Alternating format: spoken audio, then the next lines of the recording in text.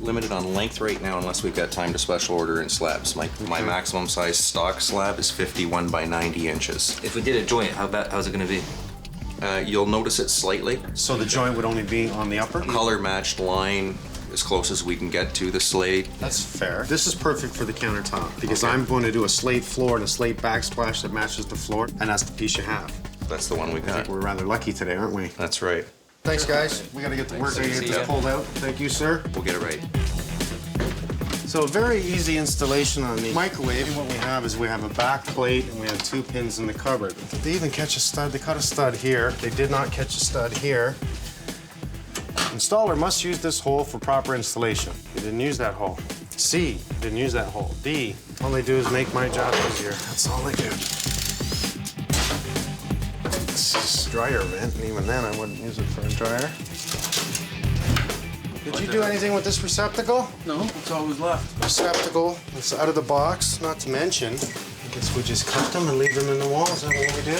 This is where you put your garbage when you're done a job. This is actually a light valance. That might come in handy. More, Mike, eh? there's some nice filler strips there. Looks like our mystery is solved. That's the stuff Oh, right there. here's the filler strips he was supposed to use.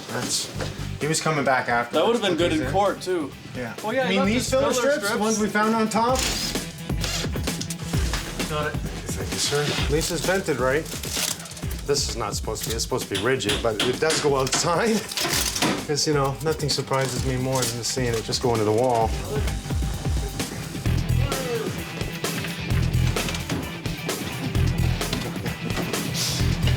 Professional kitchen company. They don't even finish the corner with drywall. They just cover it up. No vapor barrier. I feel a cold draft in here. Poor work ethics. I feel a draft out of this hole. Holes galore in the wall. Wires left in the wall. Unbelievable. All this is for the water supply to the fridge instead of cutting the line to fit. There's 14,000 feet of it there. Insulated, vapor barrier, close it in, drywall it off. I mean, what does it take? So by leaving this exposed, we've now lost the R value inside the holes. We've now lost the vapor barrier, which stops airflow. The insulation's no good on this wall. We got cold drafts coming in here. This is serving nothing. I'm gonna clean up all this electrical. I'm gonna clean up everything done. I'm probably gonna pull down some drywall, re-insulate, vapor barrier, box in this corner, do it right. Whenever you're gonna do a new kitchen, you wanna make sure you start from the floor up. So we're gonna remove all these cabinets and get a new floor in place. All right, that's not so bad. That's what I want to see. Yeah, so let's put on some temporary shutoffs so we can get the water back on. For the doorway to the basement, I am going to, because we don't have a lot of room, I'm coming another inch and inch and a half this way because of the filler strips. Well, the other guy that was here, he did pull all this down. He pulled the door off. As a matter of fact, he said to the clients, you don't need a door here, which he's wrong. You need a door. It's law. Yeah, you do. Why is it law? So you don't fall down the stairs by accident.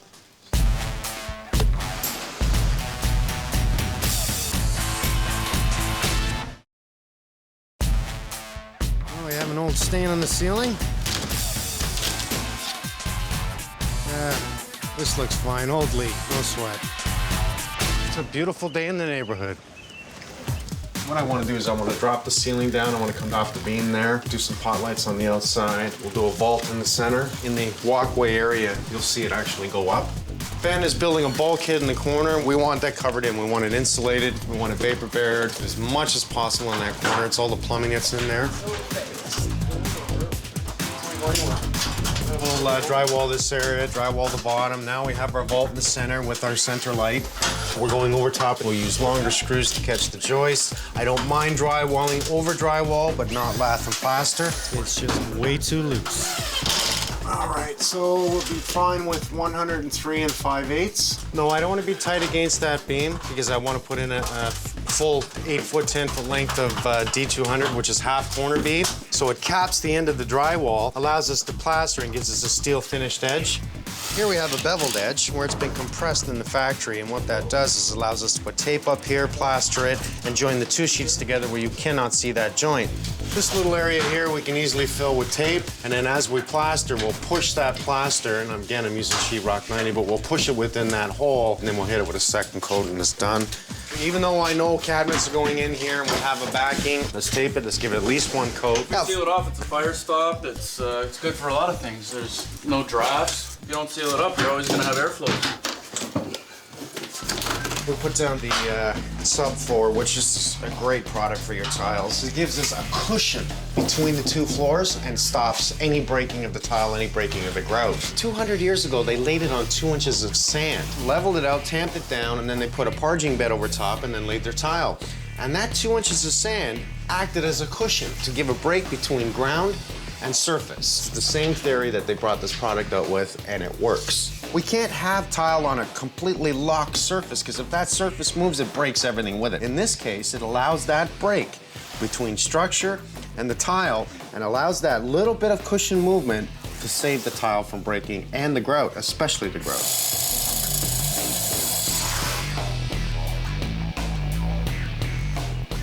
Nice, eh? This is gonna give a really beautiful finish to stainless steel. I like the black because that goes with the slate. She's gonna fall over. I'll make some room inside and we'll get them inside. All the holes are sealed, as you can see.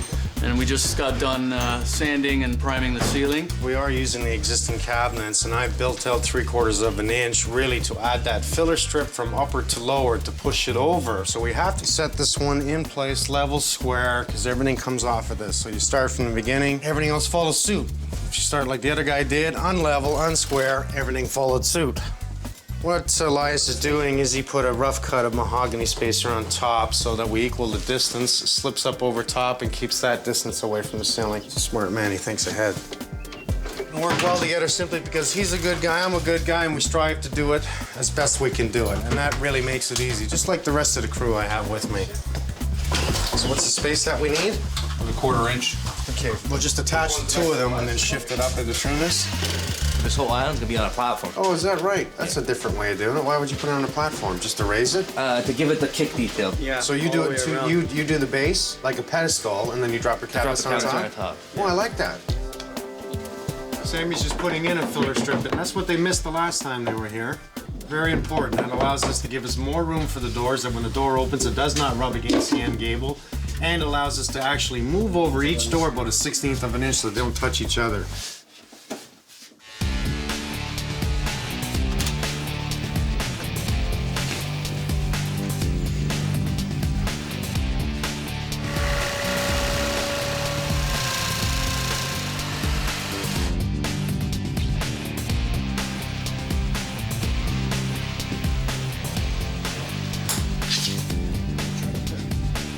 Two-part epoxy system that we're just gonna mix for color.